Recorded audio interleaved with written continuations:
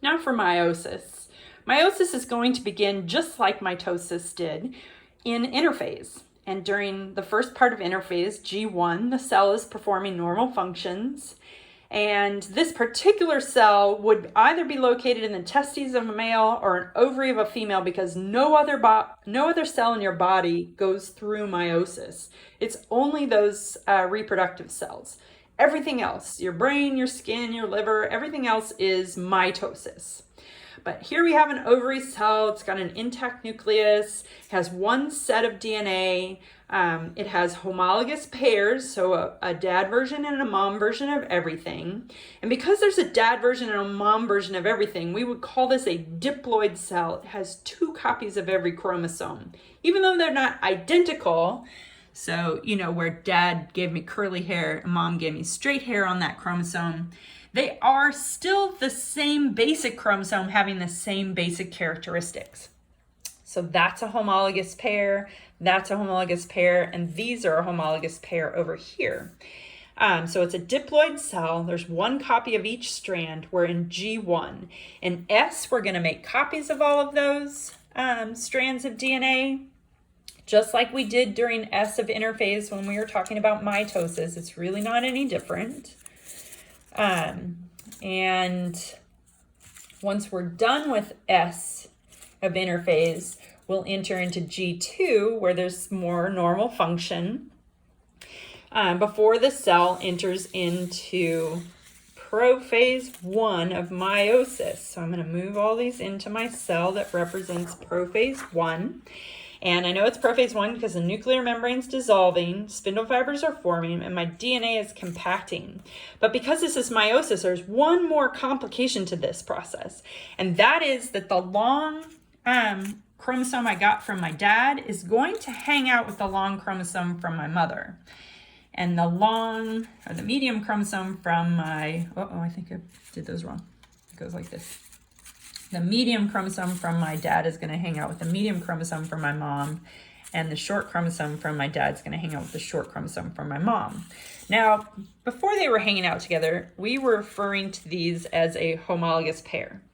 They're still a homologous pair, but now we're going to use the term tetrad to describe them because they're stacked up together like this, and they're really in close contact with each other and actually intermingling with each other. So we refer to it as a tetrad. And as a consequence of being a tetrad, piece of the chromosome can actually get intertwined and break off and exchange pieces.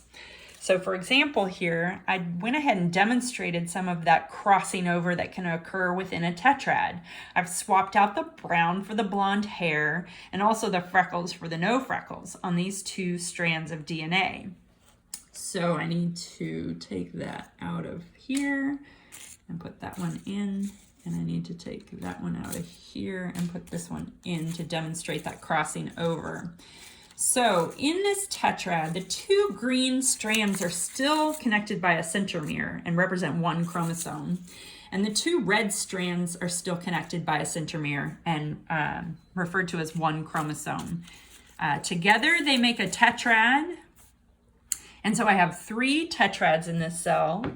I have 6 chromosomes in this cell, and I have 12 chromatids in this cell.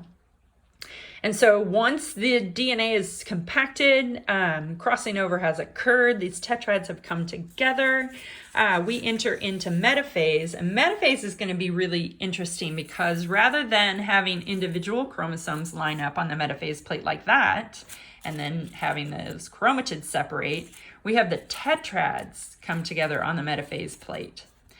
And so I'll put each of these 3 tetrads across my metaphase plate.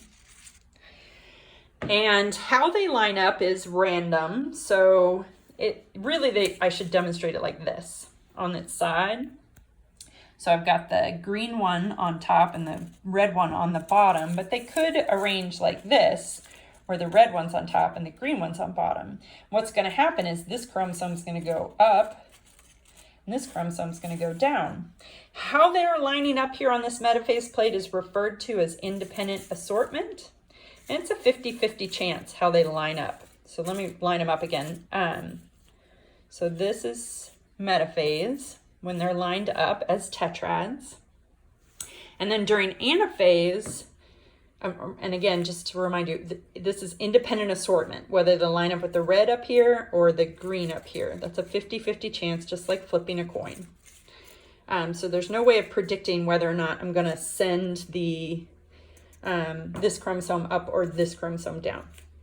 So then comes anaphase, and anaphase is going to pull the tetrad apart, not the chromatids. The chromatids still stay together, still joined by a centromere.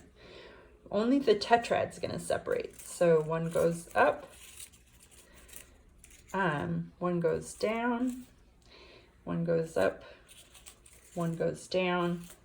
And you can see what's going to happen here is I have 1, 2, 3 chromosomes. I used to have 6, but I'm down to 3. So I'm going to refer to the cell as haploid, having only one version of every chromosome instead of 2.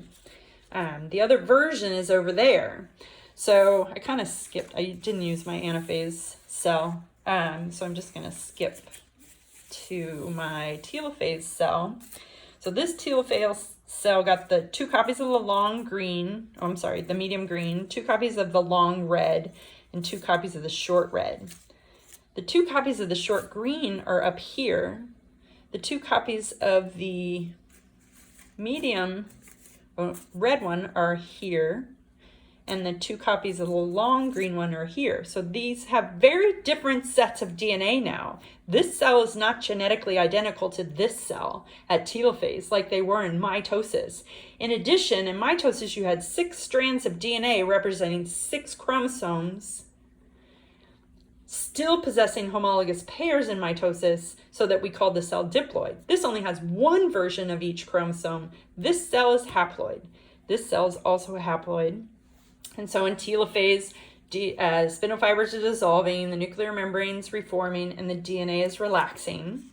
And then we have 2 haploid cells at the end of meiosis 1. And then we enter into meiosis 2.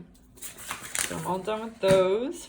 In meiosis 2, we go through prophase 2. Nuclear membranes dissolving, spindle fibers are forming, DNA is condensing. It's the same set of DNA that we ended with.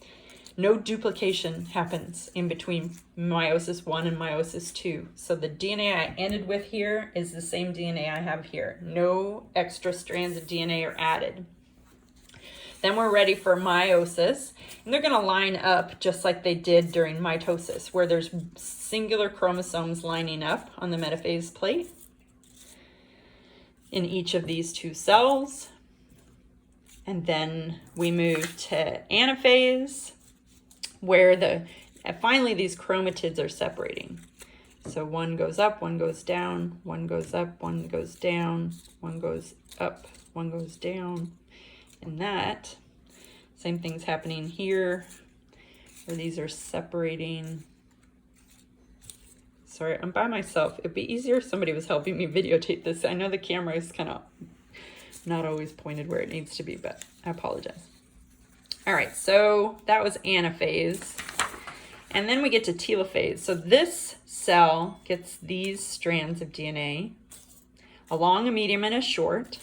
This cell gets this strands of DNA, a long, a medium, and a short. This one gets a long, a medium, and a short.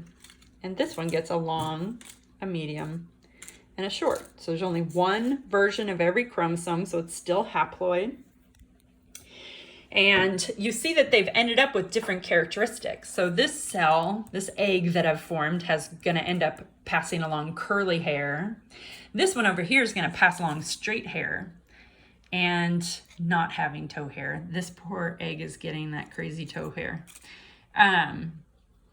This cell over here is getting those giant kneecaps, as opposed to this one over here that's getting average size kneecaps.